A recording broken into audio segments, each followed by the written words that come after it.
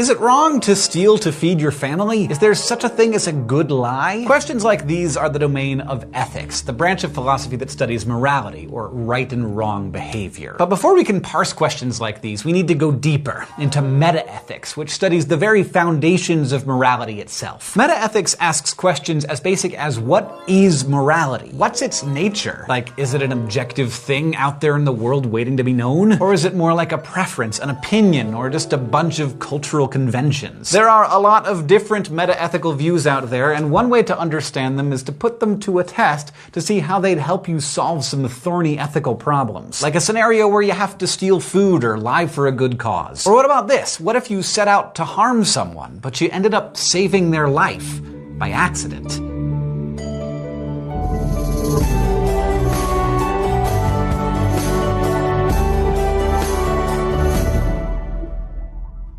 Some people think that ethics is a kind of science, that it seeks to discover moral truths whose existence is testable and provable. But others believe the nature of morality is every bit as subjective as whether you prefer plain M&Ms or peanut. There's just no right answer, unless you have a peanut allergy. So you and a friend might totally agree on whether something is immoral or not, but you might disagree fervently about why. For an example of a slippery moral scenario, let's just head straight over to the thought bubble for some flash philosophy. A burglar plots to break into an old woman's house on a Sunday morning, a time when he knows she's always at church. So one Sunday, he creeps up to her back window and smashes it with a hammer. But after he looks inside, he sees the old woman isn't at church. She's in there, laying face down on the floor. The sight of her body scares the burglar and he runs away. He was down for a little bit of burglary, but getting nabbed for murder was not part of his plan. But what the burglar didn't know was that the woman wasn't dead. She was unconscious, having passed out because of a carbon monoxide leak that would have killed her. When the burglar broke the window, he let out some of the toxic gas and let in fresh air, which allowed her to regain consciousness. So the burglar broke into the house with the intention of stealing from the woman, but inadvertently, he saved her life. Did the burglar do a good thing? Does he deserve praise even though he didn't intend to help the woman? Likewise, does he still deserve blame even though he didn't actually get around to stealing anything and ended up saving the woman's life? Thanks, Thought Bubble. Your answers to these questions will help you suss out where your moral sensibilities lie. And why you answer the way you do will say a lot about what metaethical view you subscribe to. One of the most widely held metaethical views is known as moral realism,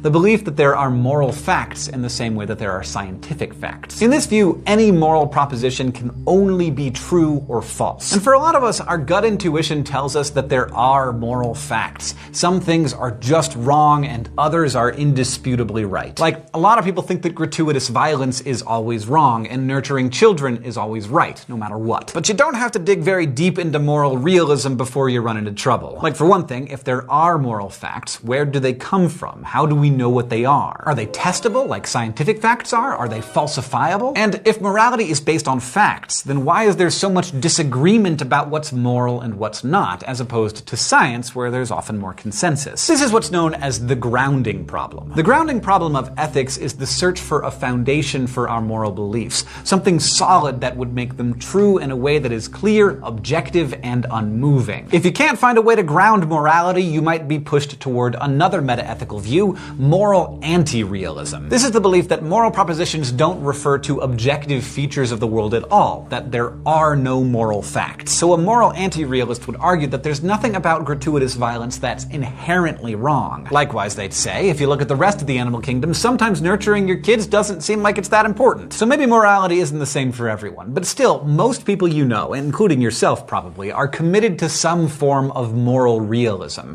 And there are many forms. So let's familiarize ourselves with some of its most popular flavors. Some moral realists are moral absolutists. Not only do they believe in moral facts, they believe that there are some moral facts that don't change. So for them, if something is wrong, it's wrong regardless of culture or circumstance. Moral facts apply as universally and as constantly as gravity or the speed of light. If moral absolutism sounds too rigid, maybe moral relativism would appeal to you. This view says that more than one moral position on a given topic can be correct. And one of the most common forms of moral relativism is cultural relativism. But there are actually two different things a person might mean when they talk about cultural relativism. The more general kind is descriptive cultural relativism. This is simply the belief that people's moral beliefs differ from culture to culture. No one disputes that. It seems obviously true. Like, some cultures believe that capital punishment is morally right, and other cultures believe it is morally wrong, that killing another human is inherently unethical. But there's also normative cultural relativism, which says that it's not our beliefs,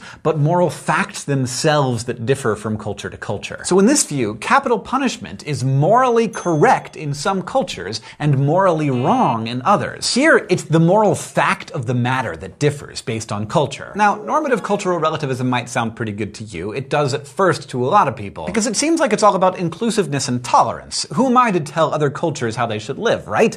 But this view actually has some pretty big flaws. If every culture is the sole arbiter of what's right for it, that means no culture can actually be wrong. It means Nazi culture actually was right for the people living in that culture. A dissenting German voice in, say, 1940 would have just been wrong if it had claimed that Jewish people deserved to be treated the same as other Germans. And what makes things even weirder is that if normative cultural relativism is true, then the concept of moral progress doesn't make sense either. If what everyone is doing right now is right relative to their own culture, then there's never any reason to change anything. Problems like these make some people take a second look at the anti-realist stance, which, remember, is the view that there just aren't any moral facts. Just one flavor of moral anti-realism is moral subjectivism. This view says that moral statements can be true and false, right or wrong, but they refer only to people's attitudes rather than their actions. By this thinking, capital punishment is neither right nor wrong, but people definitely have preferences about it, and those preferences key into personal attitudes, but not into actual objective moral facts about the world. Like, some people favor capital punishment and think it's just, others oppose it and think it's unjust. But it doesn't go any deeper than that. There are no moral facts, only moral attitudes. There are other varieties of both moral realism and anti-realism, but this should give you an idea of the general metaethical lay of the land. And by now it probably seems like I've given you a lot more problems than solutions. So let's talk about the moral frameworks you'll use to navigate your way through all of these moral mazes. These frameworks are known as ethical theories. They're moral foundations that help you come up with consistent answers about right and wrong conduct. All ethical theories have some kind of starting assumptions, which shouldn't be surprising because really all of our beliefs rest on some basic assumed beliefs. For instance, natural law theory, which we'll study soon, relies on the starting assumption that God created the universe according to a well-ordered plan, while another ethical theory known as utilitarianism relies on the starting assumption that all beings share a common desire to seek pleasure and avoid pain. The starting assumptions of a theory can lead us to other beliefs, but if you reject those initial assumptions, the rest of the theory just doesn't follow. Now, in addition to starting assumptions, ethical theories also consist of moral principles, which are the building blocks that make up the theories, and these principles can be shared between more than one theory. For instance, many ethical theories agree on the principle that it's just wrong to cause unjustified suffering. Some ethical theories hold the principle that any unjustified killing is wrong, and that includes animals, while other theories hold the principle that it's only wrong to unjustifiably kill humans. But the thing about ethical theories is that most people don't identify with just one. Instead, most people identify with principles from several theories that help them form their moral views. We're going to be spending several weeks learning about these ethical theories, and you'll probably find elements of some that you already believe and others that you definitely disagree with. But all of this accepting and rejecting will help you develop a new way to talk about and think about what are, for now, your gut moral intuitions. Today, we talked about metaethics. We discussed 3 forms of moral realism, and we learned the difference between descriptive and normative cultural relativism. We also learned about moral subjectivism, which is a form of moral anti-realism, and we introduced the concept of an ethical theory. Next time, we're going to learn about the ethical theory known as the divine command theory. Crash Course Philosophy is produced in association with PBS Digital Studios. You can head over to their channel and check out a playlist of the latest episodes from shows like Physics Girl, Shanks FX, and PBS Spacetime. This episode of Crash Course Philosophy was filmed in the Dr. Cheryl C. Kinney Crash Course studio with the help of all of these awesome people, and our equally fantastic graphics team is Thought Cafe.